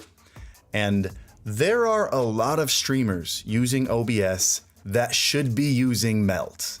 Like, Meld makes setting up a simple, beautiful stream the easiest thing on the planet. Also, as you'll see later in the video, I ended up working with the Meld team to create some really cool, simple plugins that make your stream pop, that are just built right into Meld. But just to give Meld a true test, I've spent the last couple weeks in OBS recreating a brand new stream design. All right, guys, obviously not gonna go through the whole video, but guys, I want you to go to watch this video right here. I'm gonna leave in the chat. So this is a new software that it's not supposed to replace OBS, but it's kind of trying to do what OBS does, and in a way that it's kind of like easier. So there's a lot of plugins that you need when working with OBS. Obviously, you want to bring in guests, you need a plugin for that. You want to do some transitions in OBS, fancy transition, you need the Move Transition plugin. You want to add a round corner kind of picture-in-picture effect. You need a plugin. So you need a lot of plugins for this stuff. So Meld, what it's doing is building a software that has those features kind of built into the software, and those include like being able to have like a round circle kind of picture-in-picture thing effect. They have like built-in Move Transition. If you guys know the Move Transition plugin that gives you animation for OBS. They have some cool stuff in there. All right. And then, so this guy, sorry to say this guy, this YouTube creator was just mentioning, trying to suggest that he switched from OBS to Meld, which I don't believe. Maybe just wanted people to click on the video. So the software is like, if you ask me, I would say compared to OBS, I tried to download it. It's free, 100% free. And there's some things that OBS does. It looks so simple to use. However, most people are scared because the software is free and they don't know who's funding the software. So people are thinking that it might be a way to get people to start using the software and eventually start charging them after, like, you know how companies do. Sometimes they will let you use something for free, and after 6 months or a year in, you're used to it. You build, all your infrastructure into the software, and they start charging you money. So this is what people are thinking or saying. Okay, how are they going to monetize the software? Because obviously they're spending your money on it. So people were scared. Anyways, this guy made this video. We're not gonna go through it, and he was trying to convince people that this thing is better than OBS, and it is not. I tried it myself. First of all, tried to download it on Windows. It did not. It was giving me some security warnings, so I couldn't use it on my Windows PC. I tried on my Mac. It worked. I downloaded it, trying to use it. Yes, it had those little effects. I just felt like it was like, if you guys have used iMovie, right, or Windows Movie Maker compared to an actual editing software like Adobe Premiere Pro, DaVinci Resolve, that's what I felt like. OBS is a beast, man, right? There's so many features missing. Being able to set up your encoders, multi-streaming, SRT, NDI. Man, it's far from being close to OBS. So go ahead, watch it. However, if you need some basic streaming, maybe you just want to stream to YouTube from from OBS, that's what you're doing, and you think like maybe OBS is kind of overwhelming, you can try this software. Could be some little nice, cute, fancy software to kind of get started, but eventually you realize that OBS is still the best, man. So anyways, they are still working on it. Eventually, I saw the CEO of Meld on if you guys don't Natty, on Natty's stream.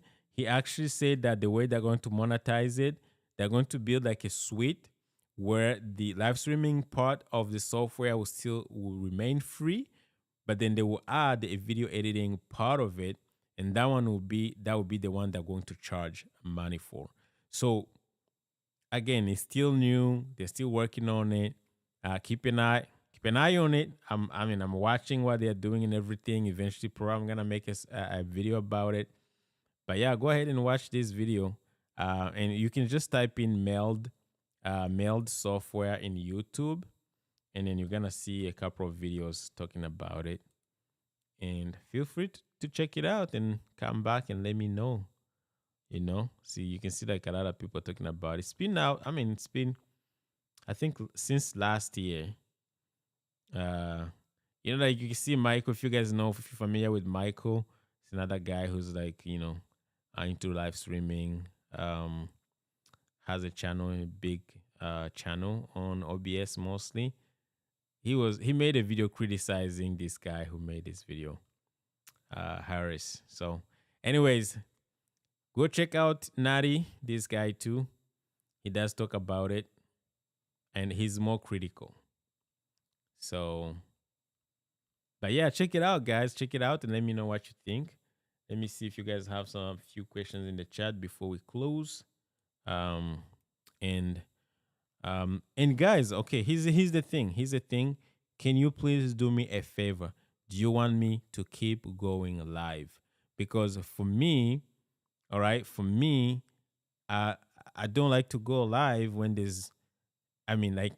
when you guys are not getting the value, right? So if this is helpful, just let me know in the chat. I want to be able to come on, give you some tips. You guys get to ask questions. That's the name of the game. I'm here for you guys, but I want to make sure you guys are getting value from the live streams, okay? And maybe some of you, depending on the time zone, you may not catch me live, but maybe get to watch the replays. I don't know. But I just want to make sure, guys, because I haven't been going live for quite some time. So always look at the demand. There's a demand. I'm happy to go live, answer your questions live and things like that. If there's no demand, I'm happy to just make videos so you guys can watch videos on demand. That's how I roll. Yeah. All right. The Take Two Burst says, tell me about Meld. So go check it out. I just told you about it. So yeah, I just dropped the link in the chat, guys. Go watch that video. You have an idea of what the Meld software can actually do. All right. Jared says, I tried Facebook Live with iRig Stream Pro, and it wouldn't allow me to have a guest and music at the same time without dropping out the audio. So how are you trying to? Okay, this is a little confusing though. So are you have the iRig connected directly into your phone, or how are you streaming? I would need more context. So are you using your phone or using OBS? So using your phone as a camera into OBS and you're bringing in a guest via Video Ninja and then streaming that to Facebook, or you just have a phone going live to Instagram and things like that, or Facebook Live on your phone, and then you bring in someone as a guest, and then you start having issues. So give me some context, but always also feel free to DM me your stream so I can take a look. But I'm assuming you're probably trying to bring in a guest, someone to join you on the live stream, and you're having issues on the phone. So again, that could be a connection issue, because most of the time, guys, remember when you're streaming with your phone, you're using Wi-Fi or cellular network. So those two, sometimes they're not reliable, depending, because they're just depending on the cell towers. And depending on where you are, sometimes you don't have a good connection. So it could be just a connection issue, right? Again, either way, just send me a link to one of your live streams. Maybe I'll take a listen and see what's wrong. But it could be a connection issue. Yeah. So, anyways, guys, this has been awesome. Thank you so much for being here today. I do appreciate you guys. I think it's a good time to wrap up the stream. Again, guys, keep, just let me know. Oh, I think I was missing some messages. Oops. The Take Tube says, I just downloaded Meld for my PC and I will try it. Awesome. Yeah, go try it. Let me know. Okay, come back and let me know how it went. Hey guys, there's a chat that I couldn't see. Some messages that I couldn't see. I was looking on my other screen, so hopefully I didn't miss any questions. The Tech Tuber says OBS is super. Yeah, OBS is awesome, man. Like, let me tell ya, OBS is great. It's the greatest. By the way, guys, OBS is backed by YouTube itself. YouTube itself has sponsored OBS. I think probably Facebook too. I'm not sure, but I know YouTube, even like the YouTube team worked with OBS team to develop some features when it comes to integrating YouTube into OBS and stuff like that. So OBS is awesome. Yes, please continue. Okay, Cheryl said to continue doing these live streams. Okay, I keep doing it until you guys get tired. All right, and when you get tired, I'm gonna quit again for 6 months. All right. The Tech Tuber says this is more valuable. All right, guys. I like that. I like that. I wanna be honest with you guys when I go live, and I don't got no people watching. I don't have time. I'd rather spend that time making videos that I can post so you can watch on demand. If there's a demand for people who want to watch me live, get to answer your questions and hang out, absolutely, I'm happy to do it. Cheryl says, I live stream church services. Awesome. Remember what I said? If you guys are doing some, again, you don't have to be YouTubers, okay? But if you want to get some free gear and stuff, want to be a YouTuber, look at this. Cameras, switchers, whatever. It could be a side gig, an opportunity to get free gear and get to test stuff, guys. To get to test new technology. Like, before I start doing YouTube, there's so many things that I didn't know in like this live streaming technology thing. I was doing some live streaming, obviously, but there's some new cameras that were coming out that I had no idea those cameras existed. But for me, because I keep doing this, I know everything that comes out. I'm like, hey, I know what's going on in this space. So yeah, it's some of you guys already doing this stuff for churches and stuff like that. You should think about starting YouTube channels or do some Instagram, TikTok stuff. Just talk about what you like, what you love, right? Darius O'Kane says, keep going live. We need it. Awesome. Thank you. Appreciate that. It's good to get your feedback. Omeni Mutapewa says, which mic is best for OBS when a preacher is preaching? So I would say when somebody's preaching, it's not about the microphone itself. It's more about the mixer, right? Because in a church environment, you don't just have a mic. You have instruments, you have keyboards, guitars, so many things going on. So because everything's connected to a mixer or a mixing board, you need to be able to get that audio from that mixer into OBS. And the best way to do it, obviously, you can use USB or some other methods. We're not going to get into that. But the best microphone for a preacher is a microphone that sounds good. If it sounds good in the room, for the people in the room, and it's connected to the mixer, then it should be good. All you need to do is just to find a way. Probably if you can use, let's say, hopefully you can get access to a digital mixer and mix it in a way that it just sounds good from that mix, and then you can send that sound to OBS. It's going to sound good. You don't need to do any processing in OBS. You can do your processing in the actual mixer, right? So unless you have a small church where if you have a small church where you don't have instruments, you don't have keyboards, guitars, you don't have a band, and it's just a preacher, then I'll say Um, which microphone? It depends on your budget, of course. But any microphone really, like even this SM58, Shure SM58, this handheld wired microphones will still sound good. You just gotta find a way to connect it to OBS, using maybe something like an interface. You can get the Shure SM7B. It's a good microphone if you have the budget for it. But most live performance kind of type of microphones, mostly Shure SM58. There's a wireless version of SM58. I can't remember the exact model. I think it'll be fine. You know, you should be fine with that. So again, it depends on your setup, my man. It depends on how you're trying to set it up. Okay. And I'm assuming for most churches, you have a mixer. So you have an audio mixer, then you should come from that into OBS. So Cheryl says, see question above. Okay, let me try to find your question. Oh, how did I skip? How did I skip your question, Cheryl? I'm sorry. So Cheryl says, I use OBS for live streaming to Facebook.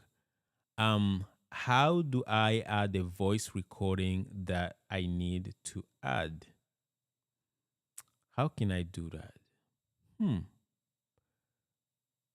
How do I add a voice recording that I need to add?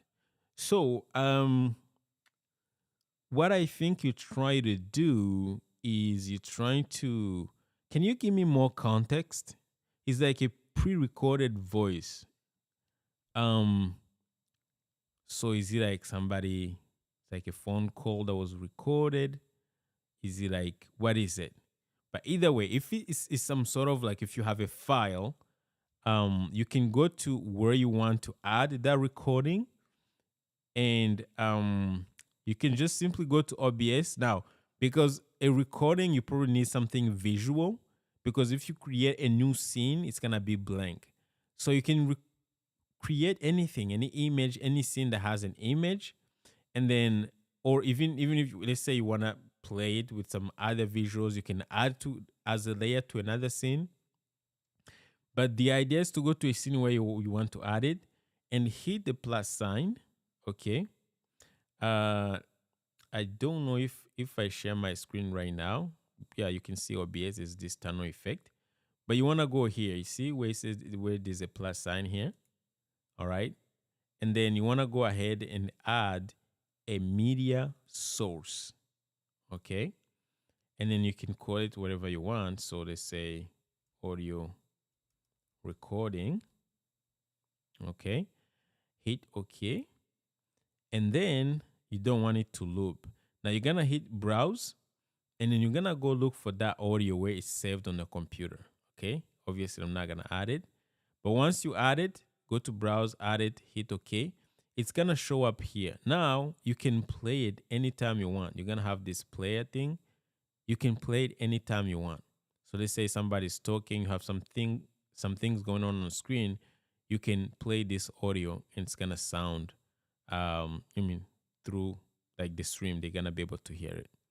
So I hope this is helpful. Let me know if this is what you're trying to do, but it should work. It's like playing back a video, basically, right? It's the same concept. So let me know if that was helpful. Again, sorry, I don't know how I skipped your question.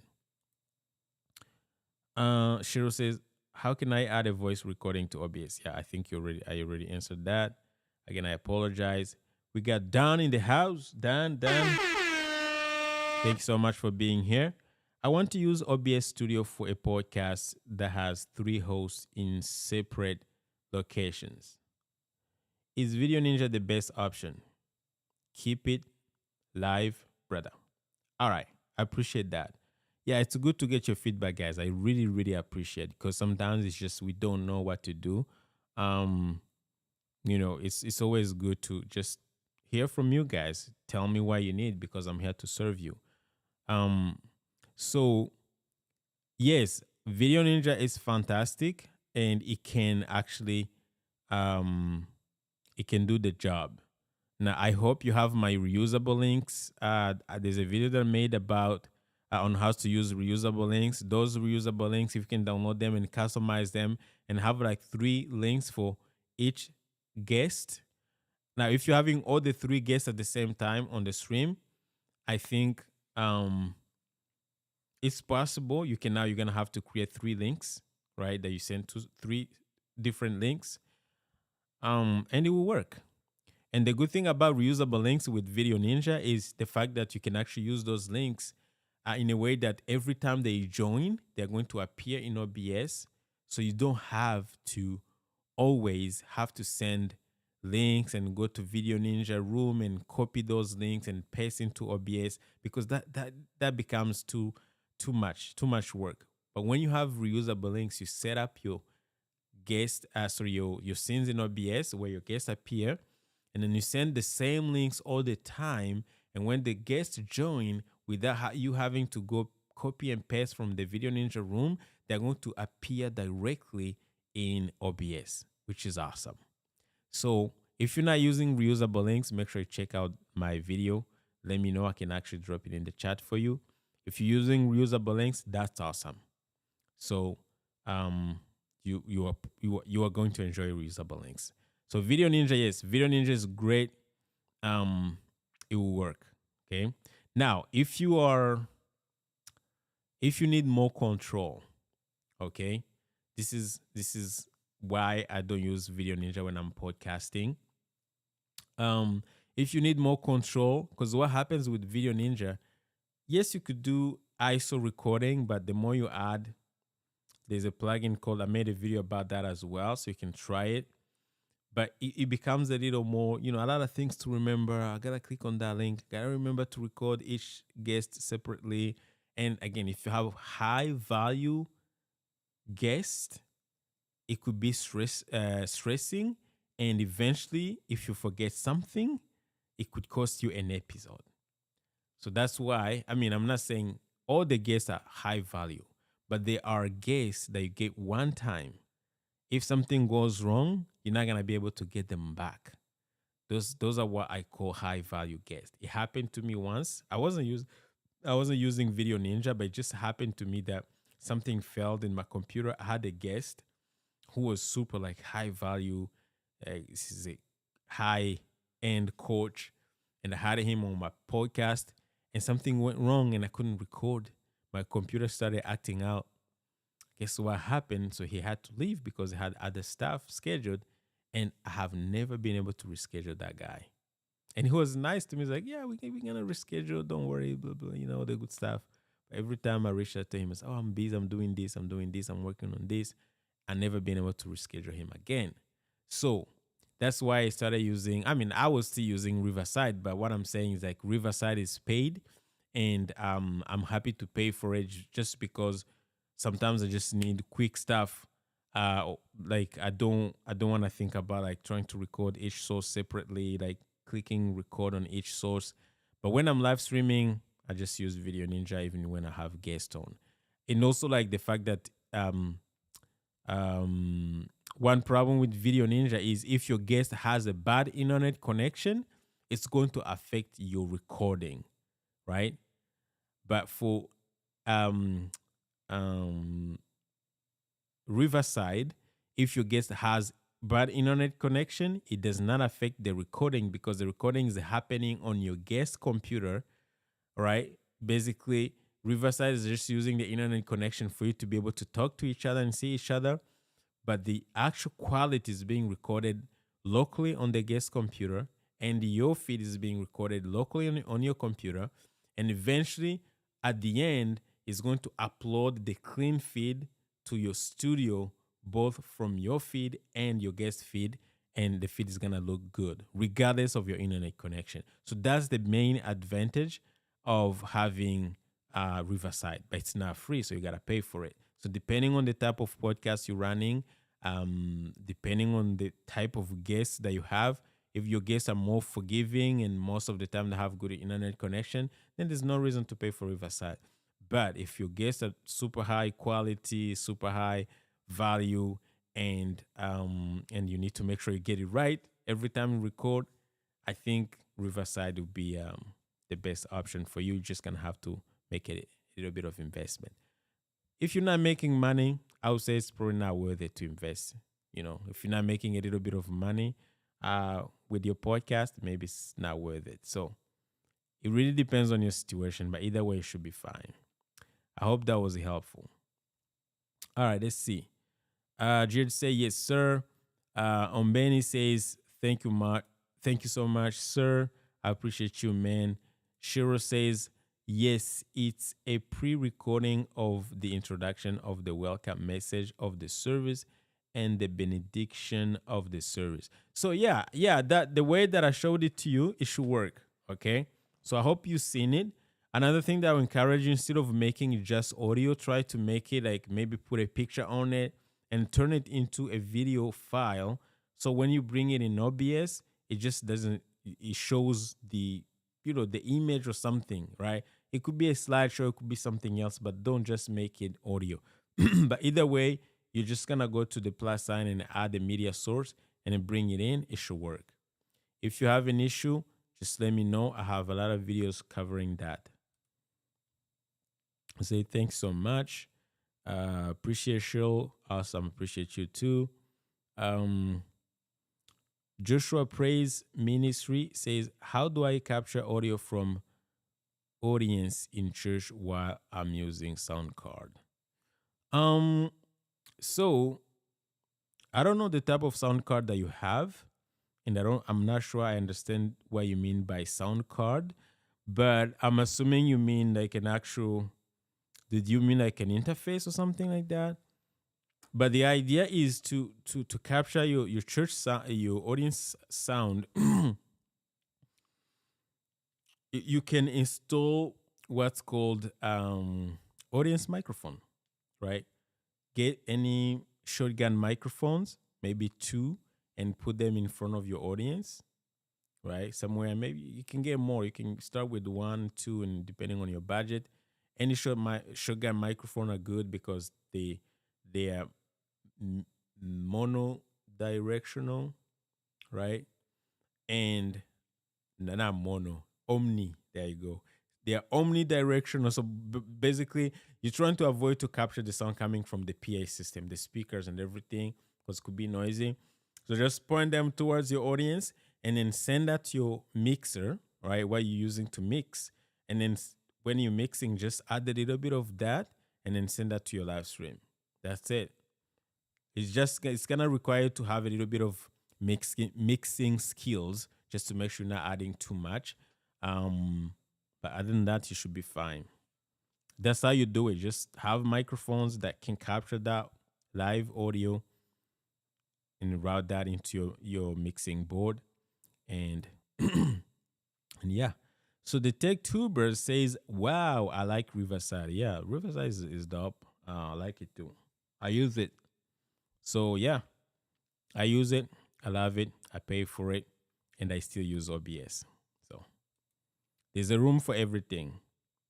All right, Don says, awesome. Thank you. Thoughts on StreamYard versus Riverside? When it comes to podcasting, I think Riverside is the best. I think StreamYard is just too expensive. Now, if money is not a problem, I think Riverside is dope. When it comes to, StreamYard is good if you want to use it for live streaming and podcasting at the same time. I think StreamYard, even has a tier where you can do the ISO recording like Riverside, but it's very expensive. So I don't see why. But if money is not a problem and you need some of the features that you can get from StreamYard, including live streaming, then go for StreamYard. But if you on a budget and you need just for podcasting, a little bit of live streaming, Riverside does do live streaming as well. You can actually go ahead and use. I would go with Riverside for sure. So it depends on your budget, really. If you have the money, I would say StreamYard is good. It's actually even better, but you need to get the highest tier, which is really expensive. But if you just need for podcasting, Riverside is the best. And for budget and podcasting. So also consider trying EV Max. Have you tried EV Max? I don't know if Darius is still here, but try EV Max. EV Max is like a cheaper version. Just put it in the chat for you guys. It's like a cheaper version of StreamYard, right? It's really awesome. It's cheaper and it does actually does more than what StreamYard does. So check out EV Max. You may like it. I just put a link, not a link, but the name of EV Max in the chat. So go ahead and check it out and let me know what you think. Let's see. We got Luca in the chat. It says, hello. First of all, thank you for tutorials that helped me in my stream on Twitch. Awesome, man. Awesome. I like to hear that. I'm here for that. In your opinion, Google Meet is the best. Is it the best choice to live stream with guest? No. Don't do it, brother. Don't do it. Google Meet is the worst. Don't do it. No, don't do it. Google Meet is not good at all. Okay, so if you want to live stream to YouTube or Facebook with guests, use OBS and use a software called Video Ninja. All right. So I have a video showing you exactly how to do that. And I'm going to leave it in the chat. It's 100% free and it will do the job. Okay. It's called the Video Ninja. Let me find it.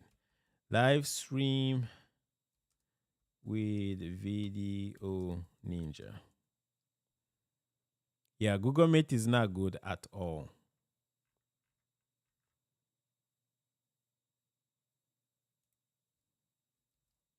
Bring guest in OBS Video Ninja. Should be among the people ranking on the top. There you go.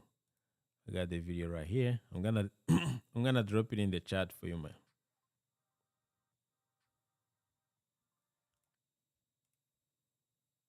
Okay, watch that video and you'll be fine. Okay, my man. You gonna find more videos about Video Ninja, and you should be good. Really. You don't need please don't use Google Meet, don't use Zoom. Just use Video Ninja. It's gonna be easier. Shiro said, the tech tuber said to Shiro, G, you can use Canva to create and mix your voice with visual background and then upload it on your OBS. Absolutely, yeah. Yeah, I would recommend you do that. Use Canva, add some visuals, add something, not just a voice, not just like some audio recording, okay? It's gonna be awesome. All right, Joshua Praise Ministry says, thank you, sir. I appreciate you, my man. I appreciate you for being here. All right, guys. All right. Time to end the stream. So, guys, thank you so much. This has been awesome.